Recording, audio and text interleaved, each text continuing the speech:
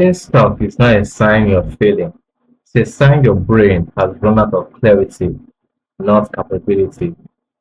Whether you are building a career, studying, leading a team, or starting something new, motivation doesn't disappear randomly. It drops when your direction is blurry or your effort feels pointless. In this video, I'll show you exactly how to get your drive back without waiting for inspiration or beating yourself up. Now, here's the reality of being stuck. We've all been there. Every single person has woken up, stared at their to-do list, and felt absolutely nothing. Motivation used to come very easily, but now it's a fight. The truth is, 67% of young professionals report feeling stuck or drained at least once a month. So we've all been there. We've all felt like there's something we're missing. We've all woken up one morning and realized, I actually don't know. I actually can't motivate myself to get any of my tasks done. You can stare at your vision board, you can stare at your to-do list, and it's like there's nothing motivating you to move forward. 67% of young professionals report they feel like that at least once a month. For some people, it's far more, especially for people who suffer from certain mental health issues like depression or anxiety or whatever the case may be. It's sometimes so difficult to motivate yourself. So, why do we lose motivation? Now, I'm just going to give a few broad examples here.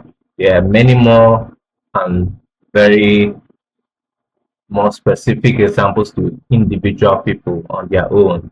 But today we're going to be looking at the very broad examples for it to understand what's really going on. One example is burnout. You're overworked, and so your brain is telling you in its own very loud way, hey, stop working, take a break because I am done. In those moments, it's very easy to feel like, oh, you're underperforming, but you're not. You are just overworked. Another example is that you have lost sight of your why. Everybody has a reason for why they do the things they do. You need to have a clear cut why. What is driving you forward? What is motivating you to get up in the morning? And know that whenever you lose sight of that, whenever the workload then becomes too much and you lose sight of why am I doing this? In those moments, it's very easy to lose motivation. Next point is comparison fatigue. Social media paints a very pretty picture. Oh, everybody is winning. Everybody is doing so much better than me. And so it now makes you feel like you are just a loser. Like there's something you are not doing properly that everybody else seems to have figured out. But that's not the truth of the story. Everybody has a journey, and everybody has their own path that they are taking, things that they are doing that they are also struggling with. You also have your own path as well.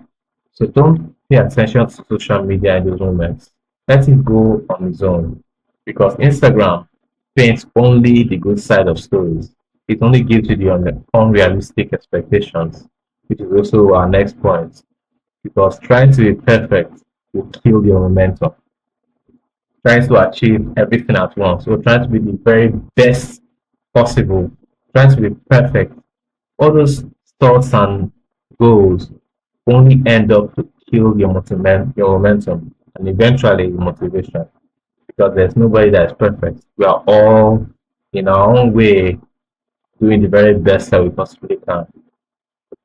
So here are 5 ways to reignite your motivation because work should be fun. It should be fun. It shouldn't feel dull. It shouldn't feel like work. It should feel like something you are excited to do. The first step is to reconnect with your why. Ask why does this goal matter to me right now? It's important in this step to know that if you can't pinpoint why that particular goal matters to you, you should need to drop it or refine it. Because trying to force yourself to achieve a goal just because you said you would is going to do absolutely nothing for your productivity. If your brain can't connect to that goal in that point in your life, you need to either drop the goal completely or refine it. The next step is to set micro goals. Focus on one step at a time. Don't do too big things. Don't take things that are too heavy and too big and too broad. As much as possible, make it as simple, as concise, and as practicable as you can.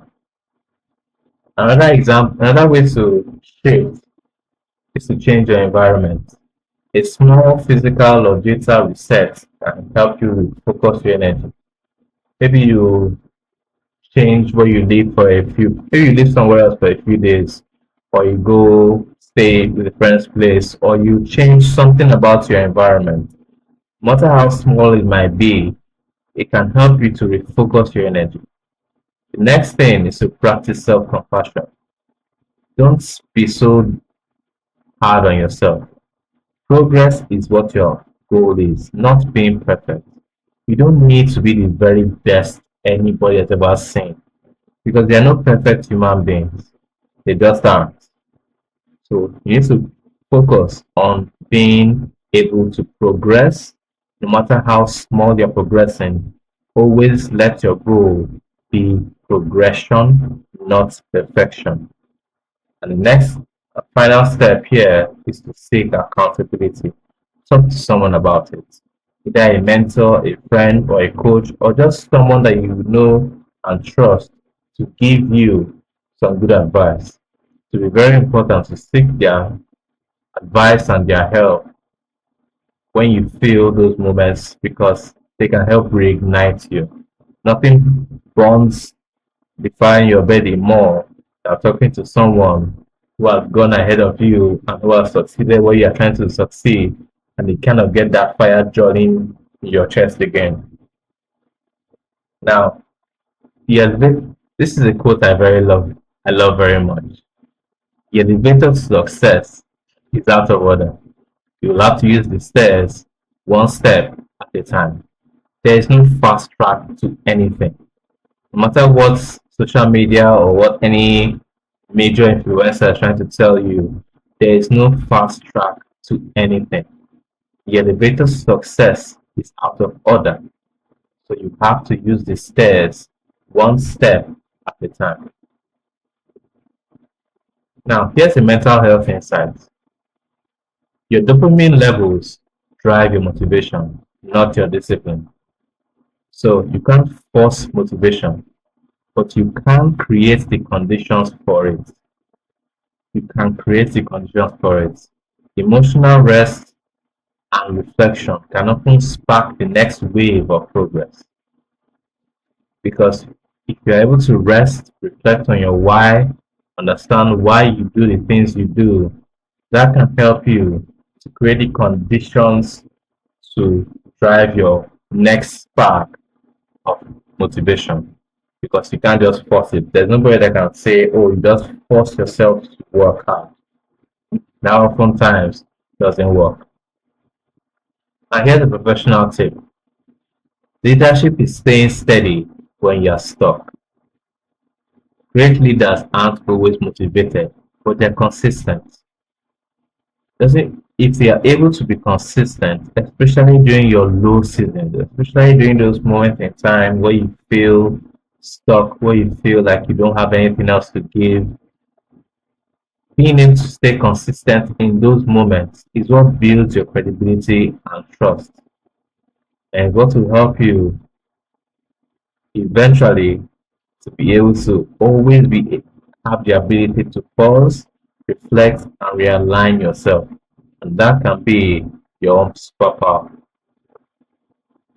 Motivation comes back when direction becomes concrete and effort feels meaningful again. When things become meaningful, it's easier to get motivated. You don't have to wait to feel inspired.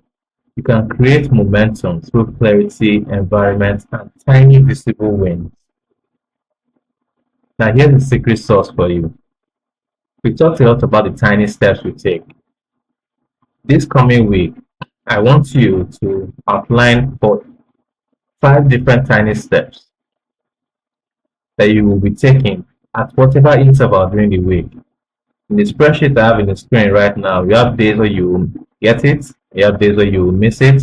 Whatever days are there, always ensure that every single day you take at least one tiny step.